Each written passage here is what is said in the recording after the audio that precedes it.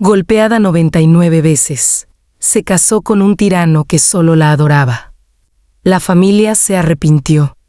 La vendieron a un monstruo para salvar a una familia que nunca la amó.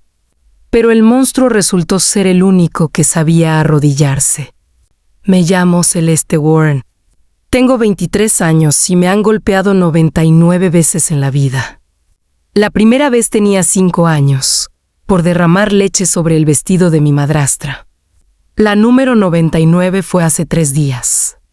Por negarme a firmar mi libertad a un hombre cuyo nombre hace temblar a los hombres más valientes. La finca Warren se alzaba sobre una colina con vista a la ciudad como una corona sobre la cabeza de un rey moribundo. Por fuera parecía riqueza tallada en piedra y cristal. Por dentro olía a dinero viejo. Rencores más nuevos y el leve tufo metálico de la sangre que habían fregado tantas veces de los pisos de mármol que el personal de limpieza había dejado de hacer preguntas. Celeste había aprendido a leer la casa como los marineros leen las tormentas. Una puerta cerrada de golpe en el ala este significaba que su madrastra, Elena, estaba de mal humor. El tintineo de la copa de whisky de su padre contra la garrafa significaba que él estaba a punto de convertirse en problema de otro. Pero el peor sonido era el silencio. Ese silencio pesado y expectante que significaba que algo se había decidido sobre su vida sin que su voz fuera invitada a la habitación. Ese silencio se había instalado en la mansión Warren hacía 3 semanas y no se había levantado. Celeste estaba de pie en el estrecho pasillo de servicio que corría detrás del gran comedor, con la espalda pegada a la pared fría, escuchando las voces apagadas del otro lado. Su padre, Victor Warren, hablaba en el tono cortante que reservaba para las negociaciones comerciales. La voz de Elena era más suave, más venenosa, como miel dejada demasiado tiempo.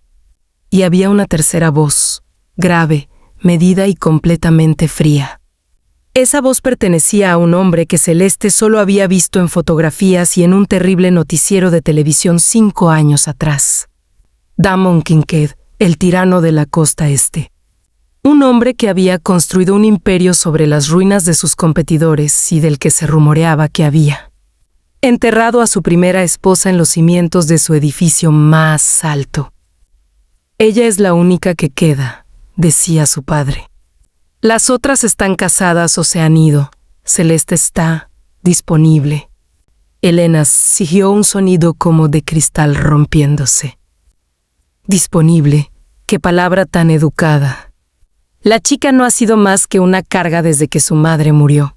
Que sea útil por una vez. Celeste cerró los ojos.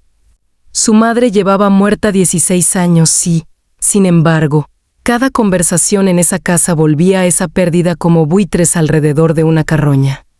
Su madre había sido la cálida, la que cantaba mientras cocinaba, la que trenzaba el cabello de Celeste y le decía que estaba destinada a algo más grande que aquella casa fría. Llegó el cáncer y se la llevó, y Victor Warren se volvió a casar antes de que terminara el año. Elena llegó con sus 2 hijas mimadas y un desprecio silencioso por la niña que le recordaba a todos la primera esposa. La tercera voz habló, y Celeste sintió que la sangre se le helaba. He revisado los términos, dijo Deming. La familia Warren consolida su deuda conmigo. Las rutas navieras permanecen abiertas. A cambio, recibo una esposa, no una sociedad, no una fusión, una esposa. Recibes a Celeste, aceptó Víctor rápidamente. Ella es presentable, educada, no te avergonzará. ¿Me obedecerá?, dijo Damon. No era una pregunta. Por supuesto, ronroneó Elena. Ha sido entrenada para obedecer. Celeste presionó la palma de su mano contra el pecho, sintiendo como su corazón golpeaba las costillas. Entrenada para obedecer. Esa era una palabra para los 98 golpes que se habían grabado en su memoria. La primera vez que respondió a Elena a los 7 años. La vez que se negó a dar su habitación a la hija mayor de Elena a los 10. La vez que la atraparon leyendo un libro que no estaba en la lista aprobada a los 12. La vez que solicitó ingreso a una universidad sin permiso a los 18. Esa paliza duró 20 minutos y la dejó sin poder sentarse durante una semana. Cada golpe era una lección. Cada cicatriz un capítulo de un libro de texto titulado Cómo volverse invisible. Y ahora, después de 98 lecciones, la estaban vendiendo a un monstruo. Oyó cómo las sillas raspaban el suelo. Pasos se acercaban a la puerta del pasillo. Se escabulló antes de que alguien pudiera encontrarla. Con sus pies descalzos silenciosos sobre la piedra fría, había aprendido a moverse como un fantasma en esa casa. Era la única habilidad de supervivencia que le habían enseñado. Pasaron 3 días. 3 días de comidas tomadas sola en su habitación. 3 días de evitar la sonrisa triunfante de Elena y las burlas susurradas de sus hermanastras. 3 días de mirar su propio reflejo en el espejo roto sobre su cómoda, preguntándose si la mujer que le devolvía la mirada era lo suficientemente valiente para huir. No lo era. La 99ª paliza llegó la tercera noche, y no fue de parte de Helena ni de su padre. Fue de un hombre que nunca había visto, un mensajero de Demed, enviado para entregar el contrato de matrimonio y asegurarse de que la novia entendiera las condiciones. Celeste se negó a firmar. Miró el documento, el lenguaje legal y frío que transfería la propiedad de su vida de la familia Warren en Kidd, y algo dentro de ella finalmente se rompió, no dramáticamente. No con gritos ni lágrimas. Pero un pequeño cable silencioso se quebró en su pecho, y dejó el bolígrafo y dijo la palabra no. El mensajero había recibido instrucciones de ser persuasivo. La golpeó 2 veces en la cara, una vez en las costillas y luego una cuarta cuando ella intentó encogerse para alejarse. Le sujetó la muñeca contra la mesa mientras le forzaba los dedos alrededor del bolígrafo y arrastraba su mano a través de la línea de la firma. La nariz le sangró sobre el pergamino, manchando su nombre hasta volverlo casi ilegible. Esa fue la 99ª vez que alguien levantó la mano contra Celeste Warren. Y fue la última vez que alguien lo haría. La boda se celebró 4 días después en una ceremonia privada en la finca. Una extensa fortaleza de piedra negra y cristales ahumados que se alzaba sobre la costa como un depredador vigilando el mar. Celeste llevaba un vestido blanco que Helena había elegido, demasiado pequeño en los hombros y demasiado largo en el dobladillo. Como si incluso su vestido de novia estuviera destinado a recordarle que no pertenecía a ese momento. Ningún miembro de la familia Warren asistió excepto su padre, que estrechó la mano de Menke como un hombre que entrega dinero falso y espera que el cajero no lo revise demasiado, que no era lo que Celeste esperaba. Esperaba cuernos, colmillos, una cara que pareciera tallada en odio y montada sobre un traje. En cambio, era hermoso como lo es una hoja de afeitar, afilado, preciso y sin piedad alguna. Cabello oscuro peinado hacia atrás desde una frente alta. Ojos color tormentas invernales. Una boca que no sabía sonreír pero que parecía entender la arquitectura del ceño fruncido mejor que la mayoría de la gente. No la miró durante la ceremonia, ni una sola vez. Pronunció sus votos como un hombre que lee un escrito legal.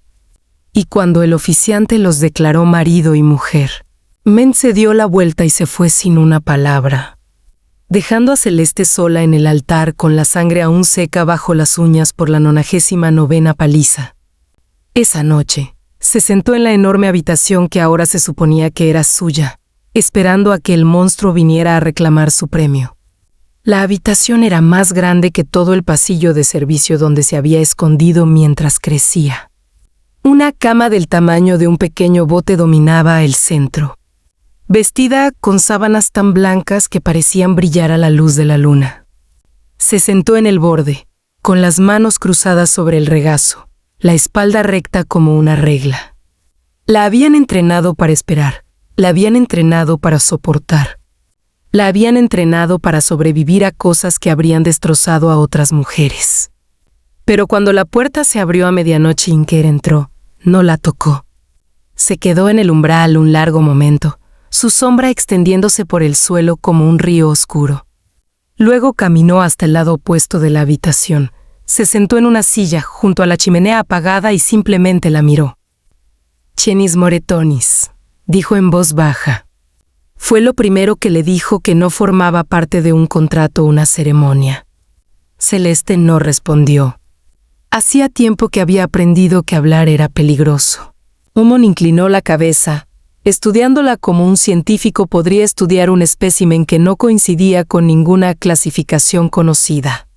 «El mensajero», dijo, no era una pregunta. «¿Te golpeó?» Ella siguió sin decir nada. Pero sus dedos se apretaron en el borde de la cama. Algo cruzó el rostro de Damon, demasiado rápido para nombrarlo, pero presente por un instante. Luego se levantó, caminó hacia la puerta y se detuvo con la mano en el marco. «El hombre que te entregó el contrato», dijo sin darse la vuelta. «No seguía mis órdenes, seguía su propia crueldad. Yo no tolero la crueldad en mi casa». Salió. La puerta se cerró con un suave clic, y Celeste se quedó sola en la enorme habitación, escuchando su propia respiración, esperando que el otro zapato cayera. Los hombres como Damon no se disculpan, no se explican. Ciertamente no defienden a sus novias no deseadas de mensajeros contratados. Pero 3 horas después, oyó un coche alejarse de la finca. Y por la mañana, el ama de llaves mencionó, casi casualmente, que cierto mensajero había sido despedido de la organización Kinker y que no lo volverían a encontrar en ningún lugar cercano a la ciudad. Celeste se tocó el moretón en la mejilla y se preguntó, por primera vez en 23 años, si la habían vendido a un monstruo o si finalmente había encontrado al único hombre en el mundo que no levantaría la mano contra ella.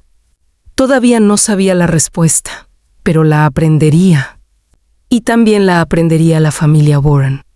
Pasaron 6 meses como una marea lenta, alejando a Celeste Warren menos a Rora Celeste Kincaid de la niña que había sido y acercándola a algo que aún no tenía nombre.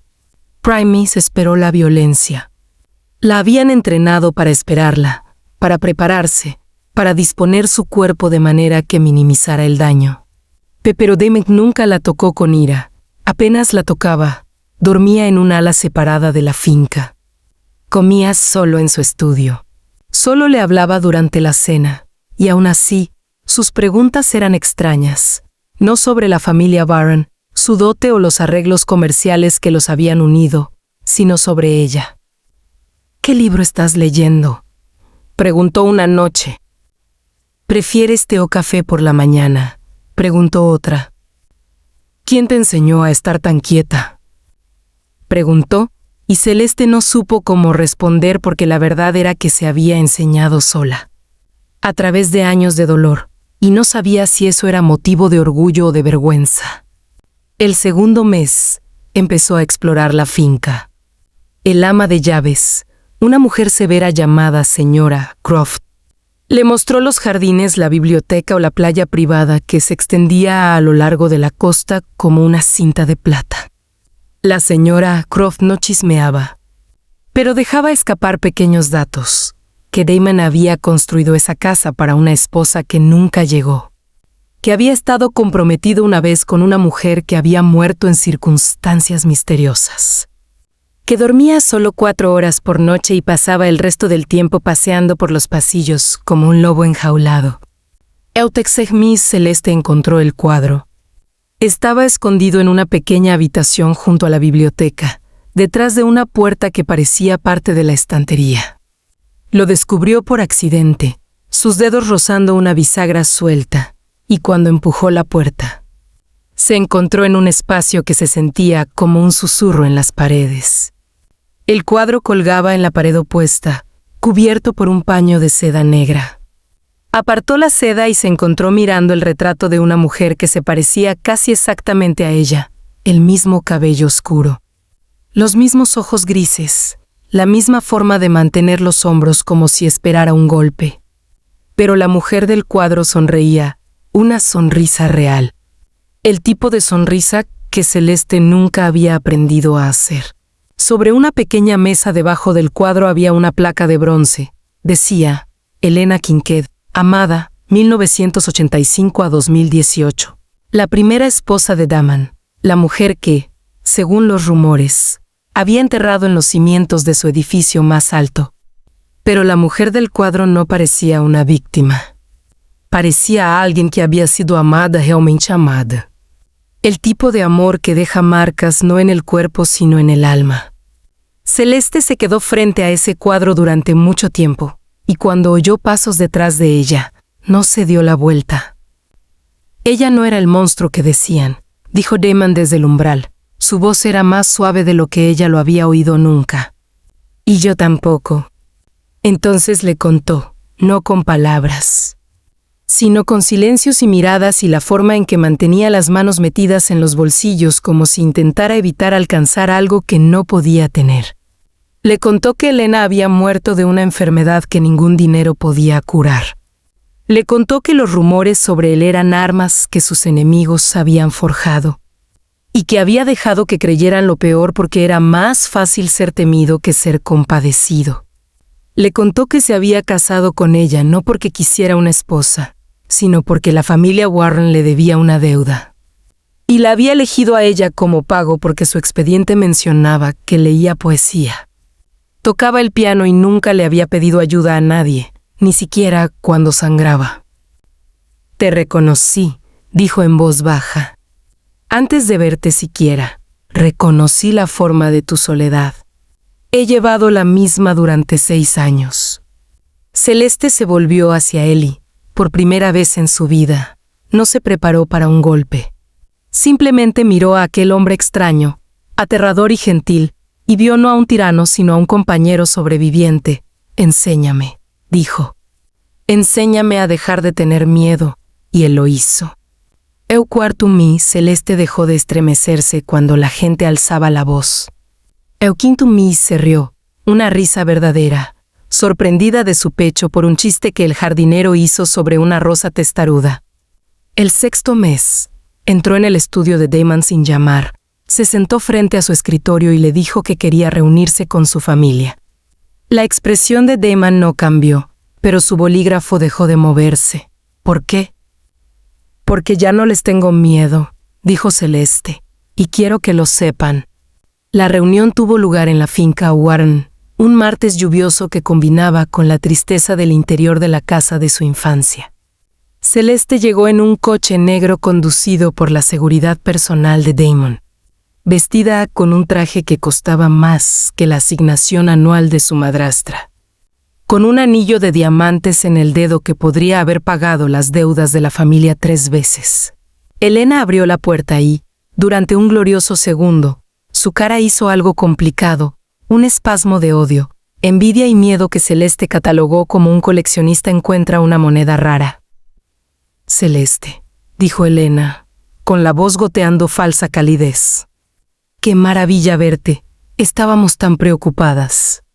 Celeste pasó junto a ella hacia el vestíbulo donde la habían golpeado por primera vez hacía 18 años. El suelo de mármol aún tenía una tenue mancha en la esquina donde su sangre se había filtrado en la lechada. Miró esa mancha, luego a su madrastra, y sonrió. «No, no lo estaban», dijo, «pero por favor.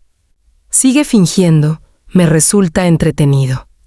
La familia se reunió en la sala de estar como actores montando una tragedia.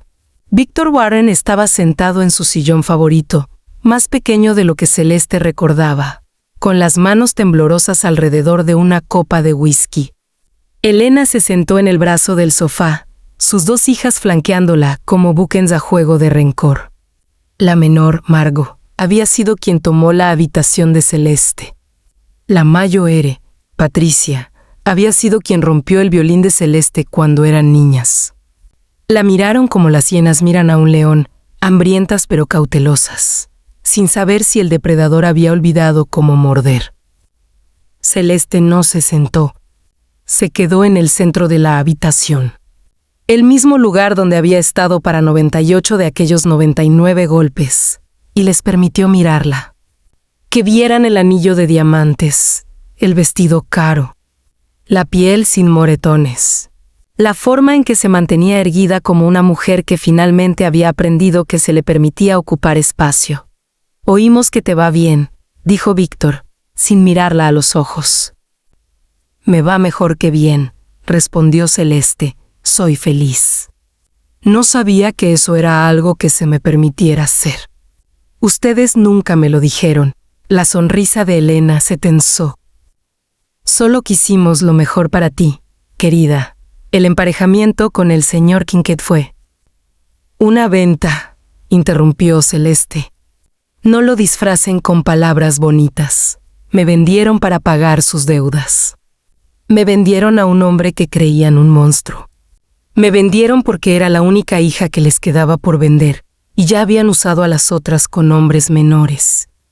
Patricia abrió la boca para objetar, pero Celeste se volvió a mirarla, realmente a mirarla, y Patricia la volvió a cerrar. Esto es lo que va a pasar, dijo Celeste, con voz calmada, clara y sin ningún temblor. Las deudas de la familia Warren con la organización Kincaid han sido reestructuradas. Las pagarán con un tipo de interés del 12% durante los próximos 10 años. Si fallan un solo pago, la organización Kincaid embargará todos sus bienes, esta casa, el negocio naviero, las propiedades de vacaciones, los coches, las joyas, todo. Se quedarán con nada más que la ropa que llevan puesta y los recuerdos de cada vez que levantaron la mano contra una niña que no podía defenderse. La copa de Víctor se le resbaló de los dedos y se hizo añicos en el suelo. Elena palideció. Las hijas miraron a Celeste con los ojos abiertos e incomprensivos de personas que nunca habían oído un no en toda su vida privilegiada. «No puedes hacer esto», susurró Elena. «Somos tu familia». Celeste caminó hacia la puerta, luego se detuvo con la mano en el marco. Miró atrás hacia la habitación, hacia la mancha en el suelo, hacia la silla donde su padre se había sentado mientras su mujer golpeaba a su hija, hacia los retratos en la pared de una familia que nunca la había incluido. «La familia no golpea a una niña 99 veces», dijo en voz baja. «La familia no vende a una hija a un monstruo. La familia no se queda de brazos cruzados mientras un mensajero le rompe las costillas y le fuerza la mano a firmar». Se dio la vuelta. «Ya no soy su familia. Nunca lo fui». El viaje de regreso a la finca Kincaid fue en silencio. Celeste miró la lluvia correr por la ventanilla y sintió que algo dentro de ella se asentaba. Un peso que había llevado tanto tiempo que había olvidado que estaba allí hasta que se levantó. Esperaba sentirse enojada o triste, o algo complicado y doloroso que le llevaría años desenredar. En cambio, no sintió nada. No el frío vacío de la supervivencia, sino un cálido vacío. El vacío de una historia que finalmente había llegado a su final. El vacío de una puerta que se cierra en una habitación a la que nunca más tendría que entrar. Cuando llegó a casa, Taman la esperaba en el vestíbulo. No preguntó qué había pasado. No era necesario. Simplemente miró su rostro, la paz que allí había, la primera paz real que ella había llevado jamás, y asintió una vez. «El mensajero que te golpeó», dijo, «lo encontré. No volverá a molestar a nadie». Celeste debería haberse horrorizado. 6 meses antes lo habría estado. Pero había aprendido algo importante en su tiempo con aquel hombre tranquilo y peligroso. Había aprendido que algunos monstruos no eran monstruos en absoluto. Y algunas familias sí lo eran. Pasó junto a él hacia la biblioteca, apartó la seda negra del retrato de Elena y estudió a la mujer sonriente que se parecía tanto a ella. Luego se acercó al piano de la esquina, el piano que nadie había tocado desde que Elena murió, y se sentó. Sus dedos encontraron las teclas. Las primeras notas llenaron la habitación, vacilantes al principio, luego más fuertes. No había tocado desde que era niña, desde antes de que su madre muriera. Desde antes de que Helena declarara que la música era una pérdida de tiempo para una chica que nunca sería más que una moneda de cambio. Pero ya no era una moneda de cambio. Era Celeste Kincaid. La habían golpeado 99 veces. La habían vendido a un tirano. Y había sobrevivido no a pesar del monstruo en su casa, sino gracias a él. La música creció, y en algún lugar detrás de ella, Ken se sentó en su silla habitual junto a la chimenea apagada y cerró los ojos. No habló, No se movió, simplemente escuchó. Y por primera vez en 6 años, el tirano de la costa este sonrió. La familia Warren pasó la siguiente década pagando sus pecados en cuotas trimestrales. A Elena le salió un tic en el ojo izquierdo que ningún médico pudo curar. Víctor bebió hasta llevarse a la tumba. Patricia y Margot se casaron mal y divorciaron peor. La gran finca de la colina cayó en el abandono, luego en la ejecución hipotecaria, luego en la ruina. Celeste nunca volvió a visitarla.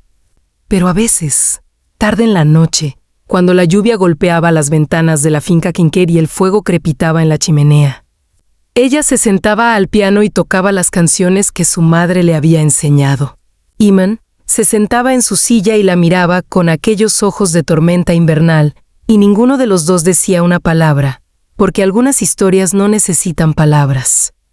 Algunas historias solo necesitan a alguien que, después de 99 golpes y un matrimonio imposible, finalmente aprende a tocar, y a alguien más que sabe escuchar.